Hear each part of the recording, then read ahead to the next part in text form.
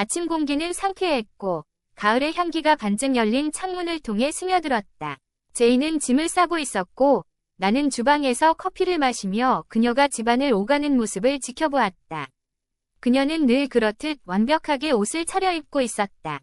막 스타일링한 금발 머리가 그녀의 얼굴을 잘 감싸고 있었고 검은 정장은 그녀의 몸매를 완벽하게 드러내며 그녀가 어디에 있든 가장 돋보이는 여인이라는 걸 다시금 상기시켜 주었다. 그녀는 일주일간의 출장 준비 중이었다. 몇 시간 떨어진 곳에서 열리는 중요한 마케팅 회의였다. 제이는 몇 주 전부터 이 회의에 대해 말해왔고 경력에 매우 중요하다고 강조했다. 팀은 이 행사를 몇 달 동안 준비해왔고 주요 고객들과의 네트워크를 구축할 절호의 기회라고 했다. 매일 들었던 이야기였다. 그런데 이번에는 평소보다 더 들뜬 모습이었다. 그녀의 에너지가 달랐다. 더 생동감 넘치고 떠나고 싶은 마음이 더 큰 듯했다. 그저 그녀의 야망 덕분이라고 생각했다. 제이는 항상 일에 완전히 몰두하는 스타일이었고 그것이 드러났다. 그녀의 직업이 곧 삶이었고 나는 일찍이 그것을 존중하기로 했다. 그녀의 끊임없는 노력 덕분에 우리 생활은 안정적이었고 내 금융 분야 일과도 좋은 조화를 이루었다. 그것은 일종의 파트너십이었다. 날 기다리지 말아요. 그녀가 짐가방을 끌고 현관으로 향하며 말했다. 그녀는 뒤를 돌아보며 밝고 완벽한 미소를 지었다. 보고 싶을 거야. 나는 무심한 듯 미소 지으며 대답했다.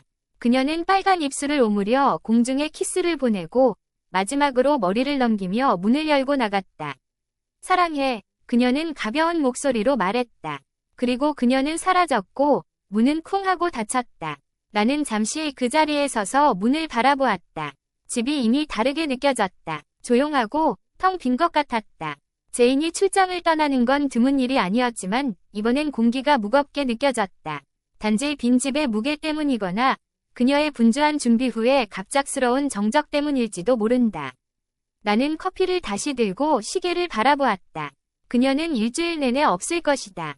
다가올 시간, 일, 평소의 일상, 흥미로운 것 하나 없는 시간을 생각했다. 그녀가 여행을 떠나는 것이 싫었지만 그것은 그녀 일의 일부였고 나는 그것을 받아들였다.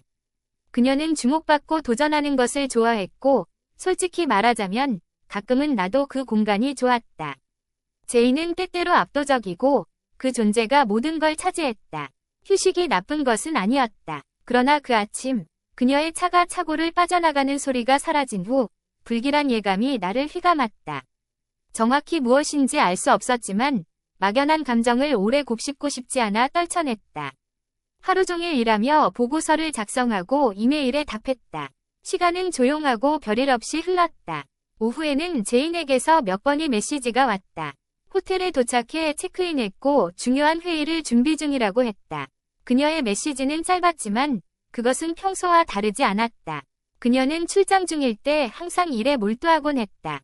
필요할 때만 답을 하고 내 일을 이어갔다.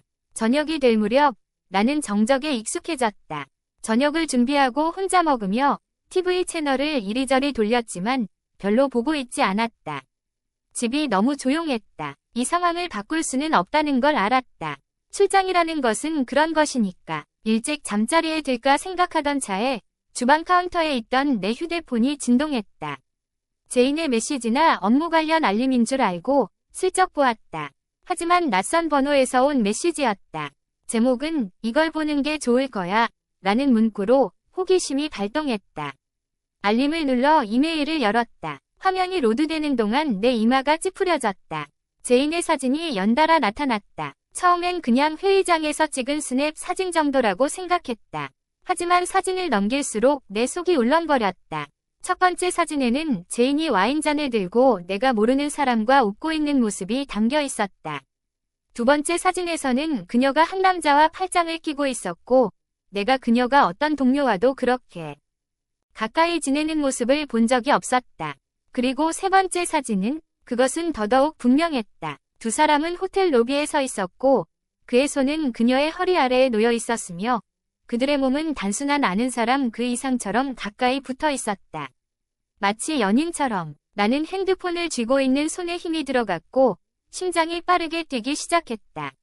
차가운 땀이 온몸에 퍼져나갔다. 무슨 생각을 해야 할지 어떤 감정을 느껴야 할지 알 수 없었지만 눈앞의 증거는 부정할 수 없었다.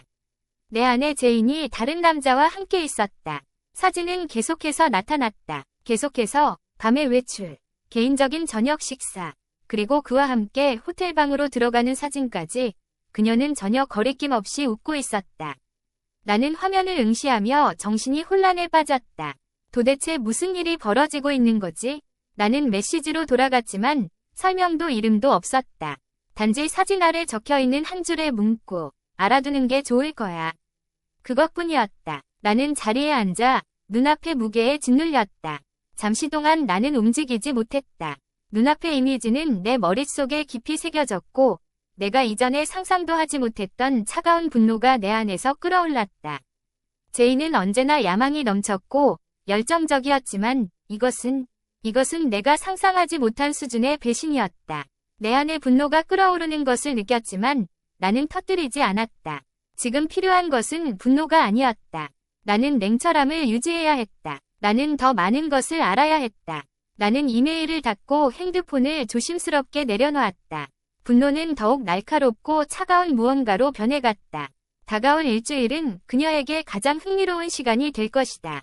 그녀는 아직 그것을 몰랐다. 그녀는 자유를 만끽하고 있다고 생각하겠지만 나는 한 발짝 뒤에서 계획하고 준비할 것이다. 제이는 인생에서 가장 큰 실수를 저질렀다. 다음 날 아침이 천천히 밝아왔다. 지난밤의 무게가 여전히 머릿속에 남아있었다. 잠을 거의 이루지 못했다. 내가 본 장면을 어떻게 잊을 수 있겠는가? 제이는 출장을 떠난 지 24시간도 채 되지 않았고 이미 모든 것이 무너져 내렸다.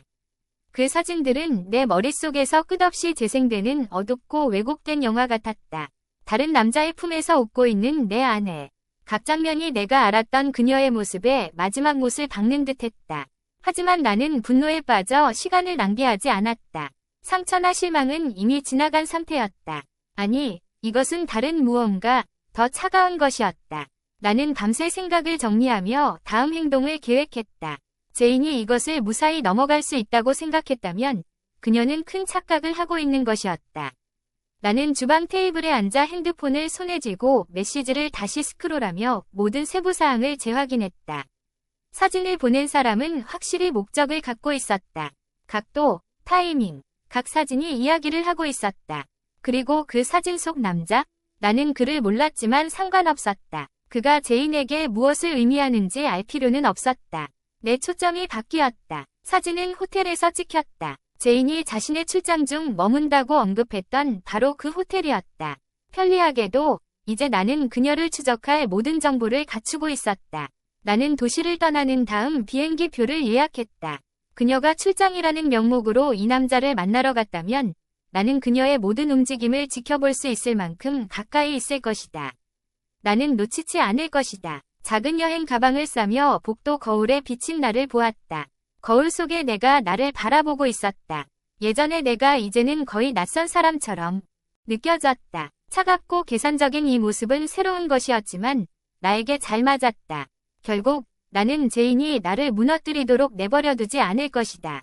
옷장 옆에도 하나의 카메라를 설치했다. 방 전체를 완벽하게 포착할 수 있는 각도로 나는 효율적으로 조용히 작업을 끝마쳤다.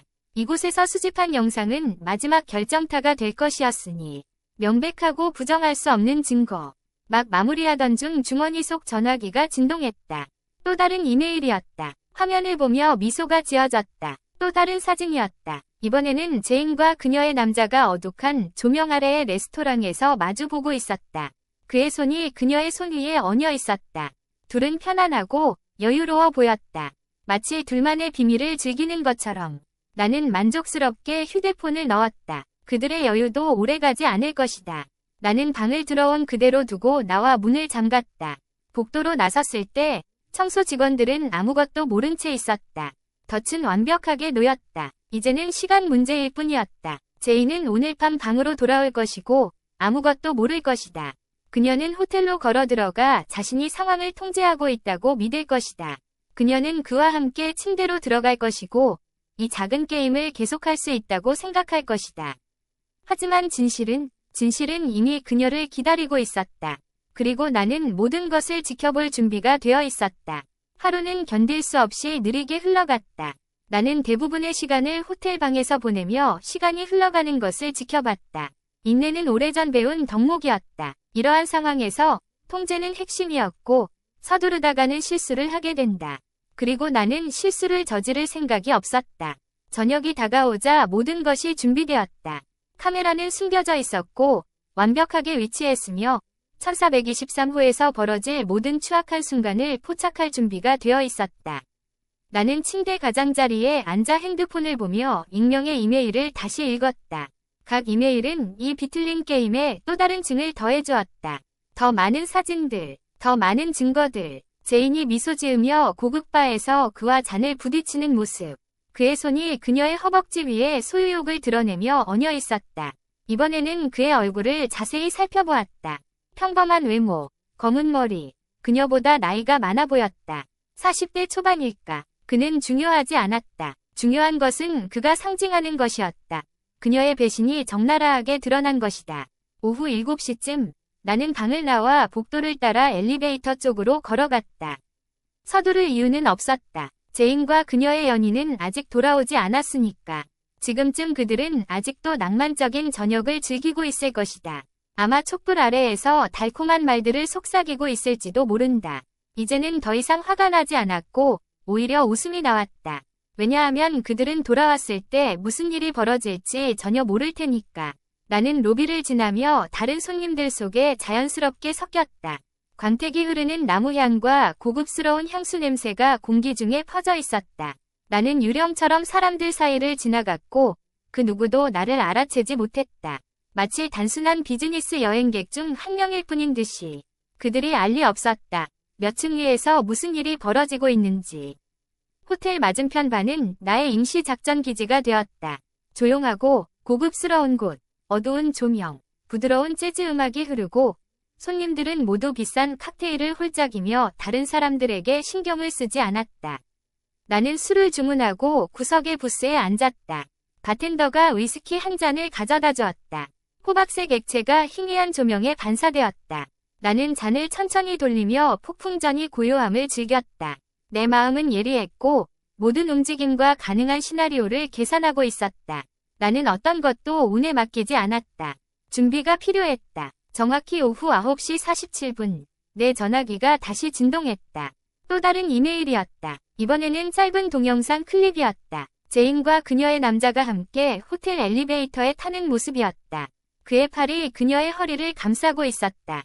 둘은 너무나 편안하고 서로에게 익숙해 보였다. 마치 100번은 해본 듯한 모습으로. 나는 영상을 반복해서 재생하며 엘리베이터 문이 그들 뒤로 닫히는 장면을 지켜봤다. 다가오는 일에 대해 그들이 얼마나 무지한지 거의 웃음이 나올 지경이었다. 나는 계산서를 지불하고 발을 나와 호텔로 걸어갔다. 로비는 이제 한산해져서 몇몇 사람들만 남아있었다. 나는 눈에 띄지 않게 엘리베이터에 타고 내 층의 버튼을 눌렀다. 내 심장은 가슴속에서 고르게 뛰었고 숫자가 올라갈 때마다 기대감이 쌓였다. 제인의 방학 복도에 도착했을 때 모든 것이 고요했다. 1423호 문은 닫혀 있었고 문 손잡이에는 방해하지 마세요. 표지가 여전히 걸려 있었다. 완벽했다. 나는 내 방으로 돌아와 문을 잠그고 작은 책상에 앉아 노트북을 꺼냈다. 카메라는 이미 라이브 상태로 내 컴퓨터에 전송되고 있었다. 피드를 클릭하자 1423호가 실시간으로 화면에 나타났다. 침대는 내가 이전에 들어갔을 때와 같이 깔끔하게 정리되어 있었다. 하지만 곧 그 모습은 바뀔 것이다. 나는 두 번째 카메라 각도를 확인했다. 옷장에서 잡은 시점도 마찬가지로 방 전체를 선명하게 포착하고 있었다. 숨길 수 있는 곳은 없었다. 부정할 수도 없었다. 나는 모든 친밀한 순간을 생생하고 명백하게 기록하려 했다. 몇 분 후 1423호의 문이 삐걱 열렸고 제인은 연인과 팔짱을 낀 채 방으로 들어오며 부드럽게 웃고 있었다. 나는 그들이 방 안으로 들어가는 모습을 지켜보며 앞으로 기울여 집중했다. 그들이 감시받고 있다는 사실을 전혀 모르는 듯했다. 제인은 문 옆 의자에 가방을 내려놓고 침대로 걸어가면서 구두를 벗었다. 그녀의 연인은 키가 크고 잘 차려입었지만 자기만족에 찬 표정이 나를 불편하게 만들었다. 그는 이미 제인의 허리를 감싸며 뒤따르고 있었다. 그가 그녀를 가까이 끌어당기고 두 사람의 입술이 맞닿는 순간 내 속이 뒤틀렸다. 제인은 그에게 완전히 빠져 있었고 몸짓도 편안하고 여유로웠다. 나는 책상 위에 손가락을 가볍게 두드리며 모든 장면을 지켜보았다. 카메라는 모든 것을 담아냈다. 그들이 함께 움직이는 모습, 그녀가 그에게 반응하는 모습까지. 배신이 눈앞에서 펼쳐지자 내 눈은 가늘어졌다. 그들은 침대 위에 얽혀 쓰러졌고 목소리는 희미했지만 분명히 들렸다. 나는 피드에서 녹화를 시작해 모든 순간이 저장되도록 했다. 제스처 하나하나, 말 한마디, 모든 것이 기록되고 있었다. 제인은 자신이 완벽하게 감춰왔다고 생각했던 작은 세상이 그녀 눈앞에서 무너지고 있다는 것을 전혀 몰랐다. 오늘 밤이 끝날 때쯤이면 그녀가 저지른 모든 것을 절대 부정할 수 없는 증거가 될 만큼 충분한 영상이 쌓일 것이었다. 하지만 나는 그저 지켜보며 넘어가고 싶지 않았다. 아니, 그들이 느끼도록 하고 싶었다. 충격을, 공포를, 그들의 완벽한 순간이 산산조각 나는 것을. 그리고 나는 그것을 어떻게 할지 정확히 알고 있었다. 시계를 힐끗 보았다. 이제 거의 때가 되었다. 나는 복도를 따라 1423호로 걸어가며 마음을 가다듬었다. 처음에는 부드럽게 노크했다. 그 다음에는 조금 더 강하게. 방 안에서는 작은 소리들이 들려왔고 제인이 황급히 몸을 가리는 소리도 들렸다. 그녀가 연인에게 속삭이며 그를 조용히 하라고 말했을 것이 분명했다. 몇 초 후 문이 살짝 열렸고 제인이 나타났다. 그녀는 호텔의 흰 가운에 머리가 흐트러진 채였다. 내 얼굴을 본 순간 그녀의 얼굴이 창백해졌고 눈이 크게 뜨였다. 나는 차분하게 낮은 목소리로 물었다. 놀랐어? 그녀의 입술이 살짝 벌어졌지만 아무 말도 나오지 않았다. 그녀는 마치 충격에 얼어붙은 듯 나를 바라보고 있었다. 나는 문을 완전히 밀고 방으로 들어갔다. 그녀의 연인은 반쯤 옷을 입은 상태로 침대 옆에 서 있었고 그의 얼굴은 공포와 혼란이 뒤섞여 있었다. 제인의 목소리가 침묵을 깨며 떨리는 목소리로 말했다. 당신이 여기서 뭐 하는 거야? 나는 방을 둘러보며 무심하게 대답했다. 그냥 네가 뭘 하고 있는지 보러 왔어. 걱정 마. 다 찍어놨어. 그녀의 얼굴이 창백해지며 충격을 받았다. 무슨 뜻이야? 그녀는 간신히 속삭였다. 나는 그녀의 눈을 똑바로 쳐다보며 차가운 미소를 지었다. 모든 걸 알아, 제인. 모든 걸. 그녀의 연인은 불안해하며 우리 사이를 오가며 상황을 파악하지 못한 듯 서 있었다. 하지만 그는 중요하지 않았다. 나는 그녀의 세계가 무너지는 것을 보기 위해 온 것이었다. 제인이 말을 하려 했지만 나는 그녀에게 시간을 주지 않았다. 너는 오랫동안 나를 속였어. 나는 차분한 목소리로 이어갔다. 그리고 이제 난 더는 따라주지 않을 거야. 난 모든 걸 손에 넣었어. 나는 돌아서서 방을 떠나려 했다. 그녀의 얼굴에서 충격이 공포로 변하는 것을 보았다. 기다려. 그녀가 떨리는 목소리로 나를 불렀지만 그 목소리에는 힘이 없었다. 우리 관계에서 그녀가 항상 지니고 있던 통제력이 손가락 사이로 미끄러져 나가고 있었고 그녀는 그것을 막을 수 없었다. 나는 문 앞에서 마지막으로 그들을 돌아보며 말했다. 밤 잘 보내. 그리고 복도로 나와 문이 뒤에서 닫히는 소리를 들었다. 게임은 끝났다. 문이 뒤에서 닫혔고 나는 복도를 차분하고 단호하게 걸어나갔다. 따라오는 사람은 없었다. 쫓아오는 발자국 소리도 절박한 외침도 없었다. 나는 제인과 그녀의 연인을 충격에 얼어붙은 채 남겨두고 그들의 완벽했던 세상이 순식간에 산산조각 나는 것을 뒤로하고 내 방으로 돌아갔다. 나는 이 순간을 기다려왔다. 제인의 배신이 더 이상 그녀의 잘 꾸며진 미소와 거짓말 뒤에 숨지 않은 드러난 이 순간을. 이제 모든 것이 날 것으로 보기 흉하게 드러났다. 나는 방 안의 작은 책상에 앉아 노트북을 다시 열었다. 1423호에 설치한 카메라의 라이브 피드는 여전히 작동 중이었다. 제인은 방을 왔다 갔다 하며 머리를 쓸어넘기고 있었다. 얼굴은 창백했고 당황한 표정이 역력했다. 얼마 전까지 여유로워 보였던 연인도 이제는 침대 가장자리에 앉아 말없이 당황해 있었다. 나는 그들이 작은 목소리로 무언가를 속삭이며 앞으로 어떻게 해야 할지 고민하는 모습을 지켜보았다. 그들이 불쌍해 보이기도 했다. 잠시 동안만. 나는 녹화를 중지하고 영상을 안전한 폴더에 저장했다. 영상은 완벽했다. 모든 증거가 고화질로 잡혔다. 제인의 세계가 무너지고 있었고 그 모든 조각이 내 손안에 있었다. 하지만 이것은 시작에 불과했다. 그녀의 삶이 무너지는 과정은 이제 시작일 뿐이었다. 나는 하나씩 그녀가 소중히 여기는 모든 것을 불태울 준비를 했다. 다음 날 아침, 폭풍전이 고요를 즐기며 여유롭게 시간을 보냈다. 제이는 아직 연락하지 않았다. 전화도 메시지도 없었다. 아마 내가 진정되길 기다리며 변명할 기회를 찾고 있거나 어떤 말도 소용없다는 걸 알고 있었을 것이다. 어느 쪽이든 상관없었다. 이미 그녀는 모든 것을 잃은 상태였다. 나는 정오 전에 호텔을 체크아웃하며 지나가며 마지막으로 1423호를 힐끗 보았다. 방해하지 마세요. 표지는 사라졌고 그들도 떠난 상태였다. 아마 그들은 밤새 겁에 질린 채 침묵 속에서 기다리며 어떻게 해야 할지 고민했을 것이다. 집으로 돌아가는 길에 계획이 순조롭게 진행되고 있음을 실감하며 다음에 할 일을 확신했다. 나는 오랜 시간 내 삶, 평판, 그리고 경력을 쌓아왔고 제인도 그 일부였다. 그녀는 나의 세계, 친구들, 동료들, 그리고 사회적 네트워크 속에 자리 잡고 있었다. 하지만 이제는 아니다. 그녀가 이 작은 일탈에서 돌아왔을 때 붙잡을 것이 아무것도 없도록 모든 것을 무너뜨릴 시간이 온 것이다. 집에 도착했을 때 나는 명확한 계획을 세웠다. 이후는 신속하고 깨끗하며 치명적일 것이다. 나는 이미 가장 신뢰하는 변호사 친구와 연락을 취해두었다. 호텔에 가기 전 모든 세부사항을 논의한 상태였다. 그는 내가 수집한 증거를 기다리고 있었고 이제 제인에게 어떤 것도 남기지 않게 할 충분한 자료를 확보한 것이다. 나는 집무실에 앉아 지난 며칠간 받은 파일과 이메일을 열어보았다. 사진, 영상, 필요한 모든 것이 거기 있었다.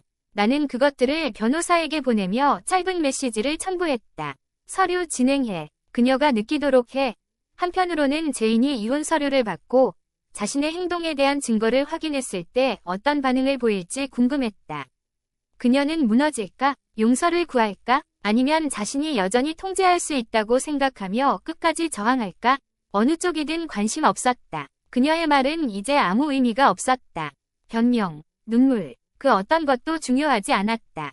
중요한 것은 그녀가 여행에서 돌아왔을 때 삶이 완전히 무너져 있기를 바라는 것이었다. 계획의 다음 단계는 시간과 정밀함이 필요했다. 나는 인맥이 있었다. 제인이 직장에서 의지하던 사람들, 그녀가 필요로 하는 사람들이었다. 그들은 제인의 본 모습을 알게 된다면 매우 흥미로워할 것이다. 나는 몇 통의 전화를 걸고 몇 가지 미묘한 힌트를 흘렸다. 소문은 빠르게 퍼졌다. 그게 바로 긴밀한 회사 네트워크의 장점이다. 진실보다 소문이 더 빨리 퍼지니까. 제인이 돌아왔을 때쯤이면 그녀의 평판은 이미 바닥으로 치닫고 있을 것이다. 그녀의 상사에게 한 통의 전화면 충분했다. 나는 많이 말할 필요가 없었다. 단지 제인의 우선순위가 생각보다 전문적이지 않을 수 있다는 암시 몇 마디만으로도 충분했다. 또한 나는 익명으로 이메일을 보내 그녀의 여행 중 찍힌 더 치명적인 사진 중 하나를 첨부했다. 그것만으로도 상사가 그녀의 회사에 대한 헌신을 의심하게 할 충분한 이유였다. 그녀의 친구들, 곧 등을 돌리게 될 것이다. 사람들은 스캔들이 자신의 사회적 지위에 해를 끼친다면 거리를 두기 마련이다. 제인은 외관과 올바른 사람들과의 관계에 자신의 세계를 구축했다. 하지만 그 사람들은 변덕스럽고 그녀가 더 이상 성공적인 모습을 유지하지 못한다는 것을 알게 되면 쉽게 떠나버릴 것이다. 이 모든 것이 너무나 간단하고 아름다웠다. 고함을 지를 필요도 분노를 터뜨릴 필요도 없었다. 아니, 이 방식이 더 나았다. 계획적이고 차분하며 치밀하게 진행되는 모든 것이 그녀가 소중히 여겼던 모든 것을 서서히 무너뜨리고 있었다. 주가 끝날 무렵 이혼 서류는 접수되었고 제인의 직장과 사회생활도 위태로운 상태였다. 이제 남은 것은 그녀가 집에 돌아오는 것뿐이었다. 나는 집을 정리하지 않았다. 우리 둘의 삶의 흔적들은 여전히 그 자리에 있었다. 그녀의 옷, 책, 그리고 벽에 걸려있던 우리 사진들. 하지만 이제 그 모든 것에는 아무런 의미가 없었다. 그녀가 문을 열고 들어왔을 때 더 이상 존재하지 않는 삶의 잔해 속으로 들어오게 될 것이었다. 늦은 저녁, 마침내 그녀가 도착했다. 그녀의 차가 멈추는 소리와 함께 열쇠로 문을 여는 소리가 들렸다. 나는 거실에서 기다리며 그녀가 집 안으로 들어오는 모습을 지켜봤다. 제인은 피곤한 얼굴로 창백한 표정으로 방을 둘러보았다. 무언가를 기대하는 듯 혹은 변명할 기회를 찾는 듯했다. 하지만 나는 움직이지 않았다. 그저 침착하게 앉아 있었다. 어디에 있었어? 그녀가 작은 목소리로 물었다. 나는 냉정하고 무심하게 대답했다. 밖에 있었어. 제이는 조심스럽게 몇 걸음 내게 다가오며 떨리는 손을 내밀었다. 우리 얘기 좀 할 수 있을까? 그녀가 말을 시작했지만 나는 그녀의 말을 가로막았다. 이야기할 건 없어. 끝났어. 제인. 그녀는 내 말에 움찔하며 눈을 크게 떴다. 무슨 뜻이야? 우리 이겨낼 수 있어. 나는 자리에서 일어나 그녀를 응시하며 말했다. 난 이미 이혼 서류를 냈어. 증거도 너의 상사에게 보냈어. 이제 새 직장을 알아보는 게 좋을 거야. 그리고 내 친구들, 그들도 이미 알아. 그녀의 얼굴이 일그러졌고 얼굴에서 핏기가 사라졌다. 너가 그랬다고? 나는 차가운 미소를 지었다. 네가 자초한 일이야. 그녀는 말없이 서 있었고 그녀의 세계가 무너져 내리고 있었다. 나는 그저 조용히 만족스럽게 지켜봤다. 제이는 그 자리에 얼어붙은 채 내가 했던 모든 일의 무게가 그녀를 짓누르고 있었다. 그녀는 말을 하려 했지만 아무 말도 하지 못했다. 모든 것은 이미 끝난 후였다. 내가 설명할 수 있어. 그녀는 더듬거리며 말을 꺼냈지만 이미 모든 기운이 빠져 있었다. 그녀는 용서를 구하지 않았다. 자신의 선택에 따른 결과에 스스로 빠져 허우적대고 있었다.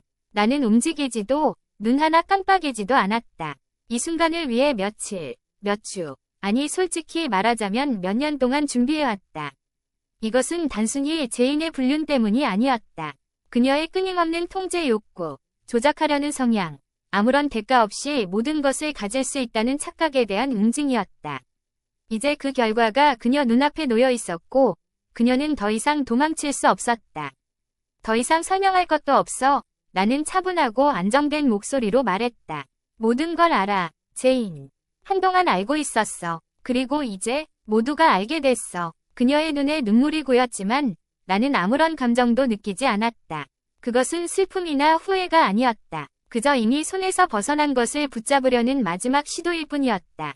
이렇게까지 할 필요는 없었잖아. 그녀는 떨리는 목소리로 속삭이며 한 발짝 다가왔다. 우리는 고칠 수 있었어. 나는 차가운 웃음을 내며 고개를 저었다. 고친다고? 네가 생각하는 것처럼 사과 한마디로 해결될 일이 아니야. 넌 우리 결혼을 단순히 깨트린 게 아니야. 산산조각 낸 거지. 하나씩. 이제 네가 그 잔해 속에서 살아가야 할 차례야. 우리 사이에 길게 침묵이 흘렀다. 하지만 나는 더 할 말이 없었다. 이미 행동으로 모든 걸 말했으니까. 그녀의 삶의 모든 부분은 이미 무너져 있었다. 경력, 친구 관계, 평판, 그리고 이제는 결혼 생활마저도 사라졌다. 난 떠날 거야. 나는 고요를 깨고 미리 챙겨둔 가방을 들며 말했다. 집은 당분간 네가 써. 하지만 너무 안심하지 마. 이혼 후에는 많은 것을 갖지 못할 테니까. 이제서야 제인의 눈물이 흘러내렸지만 그것은 나를 움직이게 할 눈물이 아니었다. 그저 자신의 잘못으로 얼마나 많은 것을 잃었는지 깨달은 눈물일 뿐이었다. 그녀의 눈에서 그 깨달음을 볼 수 있었다. 게임이 끝났고 그녀의 거짓말이 드러났다는 것을. 그녀는 자신이 짠 그물에 갇혀 있었다. 나는 문을 나서며 뒤돌아보지 않았다. 뒤돌아볼 필요가 없었다. 그녀의 흐느끼는 소리가 집안에 울려 퍼지는 것만으로 충분했다. 이혼 절차는 내가 계획한 대로 신속하게 진행되었다. 제이는 우리의 삶의 조각들을 붙잡으려 애썼지만 나는 그녀가 거의 아무것도 가져갈 수 없도록 확실히 준비해두었다. 한때 빛나던 그녀의 경력은 산산조각 났고 평판은 돌이킬 수 없이 손상되었다. 사회적 관계는 모두 끊어졌고 이제 그녀는 홀로 서서 무너진 삶의 잔해를 되짚고 있었다. 그리고 나는 천천히 하지만 확실하게 앞으로 나아갔다. 서두를 필요가 없었다. 복수는 단순히 누군가가 추락하는 모습을 보는 것만이 아니라 먼지가 가라앉은 후 자신의 삶을 되찾는 것이다. 나를 모든 것으로부터 벗어나게 하려 했던 사람 없이도 내가 누구인지 기억하는 것이다. 이 이야기가 주는 교훈은 간단하다. 배신은 아무리 교묘하게 숨겨도 결국에는 들통나기 마련이다. 거짓말은 처음에는 쉽게 관리할 수 있을지 모르지만 시간이 지나면서 그 무게가 너무 커져 감당할 수 없게 된다. 그리고 진실이 드러날 때 그것은 단순히 숨겨진 것을 폭로하는 것이 아니라 지나가는 모든 것을 파괴한다. 결국 제인의 몰락은 단순히 불륜 때문이 아니었다. 그녀는 자신이 손댈 수 없는 존재라고 생각했고 아무런 대가 없이 모든 것을 가질 수 있다고 여겼다. 하지만 삶은 균형을 맞추는 법을 알고 있었고 그녀와 같은 사람에게 중요한 것들이란 신뢰, 충성심, 사랑은 공짜가 아니라는 것을 보여주었다. 그것들이 사라지고 나면 다시 되찾을 수 없는 것이다. 나로 말하자면 배신에 무너진 사람이 아닌 다시 통제력을 되찾는 사람으로서 떠났다. 복수는 분노나 충동이 아니라 정밀함에서 비롯된다는 것을 배웠다. 진실이 스스로의 힘을 발휘하도록 두는 것, 배신자가 자신의 선택 때문에 몰락하게 만드는 것, 그것이 진정한 복수다. 결국 제이는 스스로의 선택으로 모든 것을 잃었다. 그것이야말로 가장 공정한 정의다. 구독하고 배신자들보다 한 발 앞서세요. 그리고 믿어주세요. 다음 이야기는 이번 이야기가 마치 동화처럼 보일 정도로 강렬합니다.